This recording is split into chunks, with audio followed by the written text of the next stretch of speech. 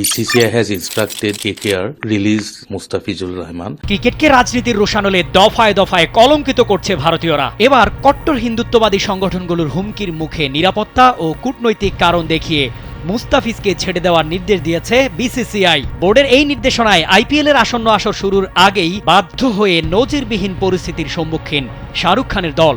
ইতিমধ্যেই মুস্তাফিজকে দল থেকে আনুষ্ঠানিকভাবে ছেড়ে দিয়েছে কলকাতা নাইট রাইডার্স। ভারতীয় গণমাধ্যম আনন্দবাজারের বরাত দিয়ে জানা যায়, নিলামে তার চুক্তির 12.5 কোটির 1 টাকাও পাবেন না বাংলাদেশি এই তারকা পেসার।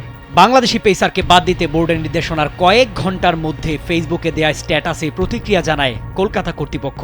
বিবৃতিতে লেখা হয়, কেকেআর নিশ্চিত করছে আইপিএলের নিয়ন্ত্রক সংস্থা বিসিসিআই আসন্ন মৌসুমের আগে মুস্তাফিজুর রহমানকে দল থেকে ছেড়ে দেওয়ার নির্দেশ দিয়েছে। ভারতীয় বোর্ডের নির্দেশ এবং পরামর্শ মেনে যথাযথ প্রক্রিয়ায় তাঁকে ছেড়ে দেওয়া হয়েছে। আইপিএলের নিয়ম অনুযায়ী বিসিসিআই একজন পরিবর্তন খেলোয়াড় নেওয়ার অনুমতি দেবে কলকাতাকে। ফলে টুর্নামেন্ট শুরুর আগে সম্পূর্ণ অক্রিকেটীয় কারণে মুস্তাফিজকে ছেড়ে দেওয়ায় কোনো আর্থিক ক্ষতি স্বীকার করতে হবে না নাইট রাইডার্স দলকে।